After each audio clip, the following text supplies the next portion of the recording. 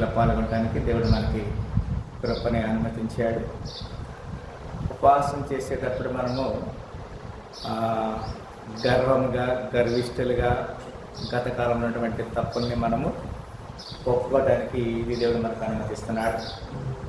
మరి అంత మాత్రమే కాదు, ఒక మాట మీరు చూసినట్లయితే లూకాసు వార్త 7వ అధ్యాయంలో ఒక మాట మనం చూస్తున్నాము. లూకాసు వార్త 7వ అధ్యాయం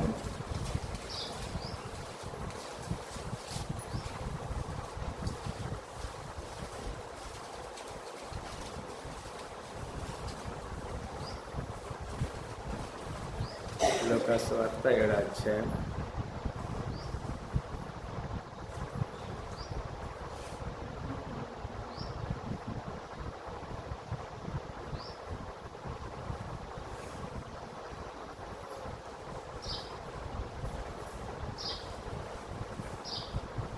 వచనము 36 పరిసయ్యులు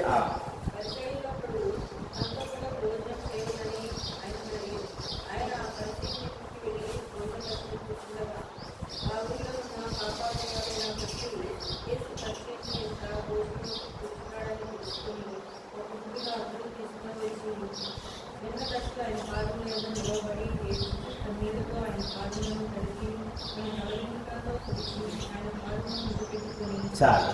ఒక విషయాన్ని గమనించారా? ఒక స్త్రీ యేసుక్రీస్తు వారు పరిసయ్యుల ఇంట్లో భోజనానికి కూర్చున్నాడు. ఒక స్త్రీ, ఆమె పేరు 37వ వచనంలో పాపాత్మురాలైన స్త్రీ అని రాయబడింది. ఇక్కడ నీవు నేను మనందరం కూడా ఏమాత్రం కూడా పరిశుద్ధులం కాదు, పాపాత్ములమే.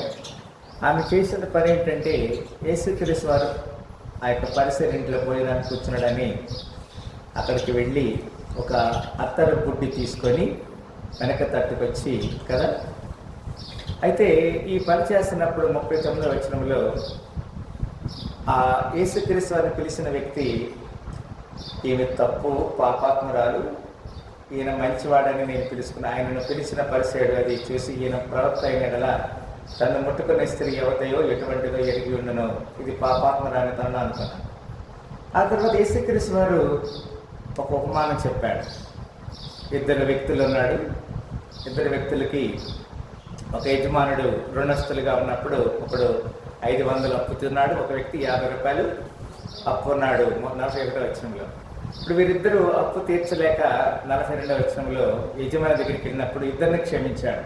ఎవరు ఎక్కువగా క్షమించబడతారు అన్నప్పుడు, ఎవరు సంతోషిస్తారు అన్నందుకు సీమోన్ అన్నాడు, ఎక్కువగా ఎవరు అప్పు తీసుకున్నారో వాడు ఎక్కువగా సంతోషిస్తాడని చెప్పినప్పుడు సరిగా యోచించుతో అని చెప్పి ఆ స్త్రీ వైపు తిరిగి సీమోనుతో, ఈ స్త్రీని చూస్తున్నావే, నేను ఇంట్లోకి రాగా నీవు నా పాదములు నీళ్ళు ఇయ్యలేదు, కానీ ఈమె తన కన్నీళ్లతో నా పాదం తడిపి తన తల వెంట్రుకలతో తడిచాను. నీవు నన్ను ముద్దు పెట్టుకోలేదు, కానీ నేను లోపలికి వచ్చినప్పటి నుండి ఈమె నా పాదమును ముద్దు పెట్టుకున్నట మానలేదు. ఆమె కన్నీళ్లతో యేసు ప్రభు పాదాలు తడిసింది, తన తల వెంట్రుకలతో తడిసింది. ఆ యొక్క అత్తరుతో యేసుక్రీస్తు వారి పాదాలు తుడిచింది, ముద్దు పెట్టుకుంది.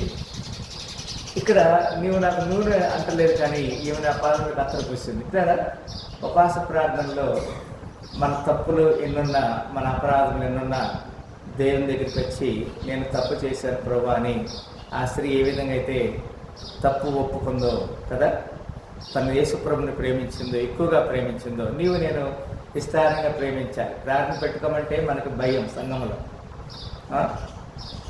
ఇక మరి భోజనాలు ఏర్పాటు చేయమంటే భయం. ఇక్కడ ఉపవాస ప్రార్థన అంటే అది శుక్రవారం అంటే భయం. ఇక్కడ స్త్రీలు ప్రార్థన చేయాలంటే అదొక భయం మనకు. అక్కడ శుభ్రం చేయాలమ్మా, ఊడ్చి కడగాలంటే అదొక. ఎందుకు మనము ఆమె విస్తారంగా ప్రేమించింది కదా, 47 వచ్చింది. ఆమె విస్తారంగా ప్రేమించిన కనుక ఆమెకు విస్తార పాపములు క్షమించబడని నీతో చెప్పుచున్నాను. ఎవరికి కొంచెంగా క్షమించబడనో వాడు కొంచెంగా ప్రేమించడని చెప్పి 48లో నీ పాపములు క్షమించబడినవని ఆమెతో నేను అప్పుడు ఆయనతో కూడా. ఇక్కడ గమనించాలి, ఇక్కడున్న మనందరం కూడా యేసుక్రీస్తు వారు మన పాపాన్ని క్షమించారు. ఏ మనిషి కాదు. ఇప్పుడు తను తప్పుగా అర్థం చేసుకోవాలి. మనకి ఏదైనా ఒక శోధన వచ్చిందంటే ఆ శోధన వెనక దేవుడు ఒక మేలు ఉంచుతాడు. శోధన రావడానికి కారణము నేనే అని ఎవరు ఒప్పుకున్నారు? యోనా ఒప్పుకున్నారు కదమ్మా. ఆయన పడవలో ప్రయాణం చేస్తున్నాడు. నినివే పట్టణానికి వెళ్ళమంటే ఈయన తార్షీష్ పట్టణానికి కదా వెళ్ళాడు. వేరే డైరెక్షన్, అంటే నువ్వు వెళ్ళి నినివే పట్టణం సువార్త చెప్పంటే ఈయన తార్షీష్ పట్టణానికి వెళ్ళి ఓడెక్కాడు. ఆ ఓడ మీదకి ఏమొచ్చింది? ఆ యొక్క గాలి తుఫాన్ వచ్చింది. మన జీవితంలో వచ్చే శోధనలు ఎందుకు వస్తున్నాయో తెలుసుకొని యేసు ప్రభు మాట విని నినివే పట్టణానికి వెళ్ళి ఏం చేయాలి? అక్కడ దేవుడు చెప్పినట్టు మన పని చేయాలి, దేవుని పని చేయాలి. ఈ స్త్రీ యేసుక్రీస్తు వారు ఆ పరిసయ్యుని ఇంట్లో భోజనాన్ని కూర్చోడానికి ఎరిగి అక్కడికి వచ్చి కన్నీళ్లు కార్చి ఆయన పాదాలు కడిగింది.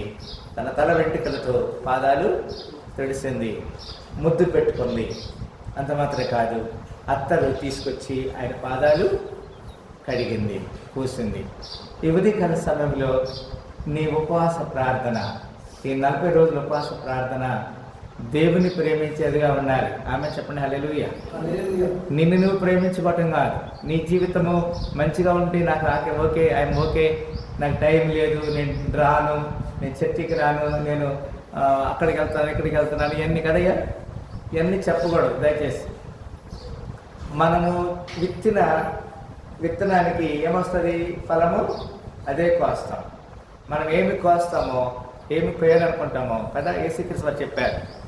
ప్రజలు నీకేమి చేయాలని కోరుకుంటావు, ముందు నీ వద్ద వారికి చేయాలి. ఈ ఉపవాస దీక్షలో 40 దినాల ఉపవాసంలో ఎంతమంది ఉపవాసం ఉన్నారో తీర్మానం చేసుకోండి. ఎన్ని రోజులు ఉంటారో తీర్మానం చేసుకుని మీ పేర్లు రాపించండి. అందరు కళ్ళు మూసుకొని ప్రార్థన చేస్తాను. స్తోత్రములు ప్రేమగల తండ్రి, మీ నామని కనపరుస్తున్నాం. మీకు రక్షణ దర్శించి దీవించమని ఈ ఉదయకాల సంబంధించి మీరు మమ్మల్ని కాపాడారు. ఈ సాయంకాల నైవేద్యాన్ని కనిపిస్తూ అవును ప్రభా, స్త్రీ మీ పాదములను ముద్దు పెట్టుకున్నది అయ్యా, మరి కన్నీటితో కడిగింది, తల వెంట్రుకతో వచ్చింది, అత్తర పోసింది, విస్తారంగా ప్రేమించింది. విస్తార పాపములు, దోషములు క్షమించబడ్డాయి. మాలో కూడా విస్తార పాపములు అంటే, దోషం అంటే క్షమించి నీవు మమ్మల్ని క్షమించేవారిగా నీ రాజ్య వ్యాప్తుల పాత్రను సహాయించమని యేసుక్రీస్తు పరిశుద్ధ నామమున ఈ ప్రార్థన పెట్టుకుంటున్నాం తండ్రి. దేవుడు ఇక ఉదయకాల ఆరాధనలో మన అందరి సుందరాలుగా దీవించి ఆశ్రయించను గాక. ఆమేన్.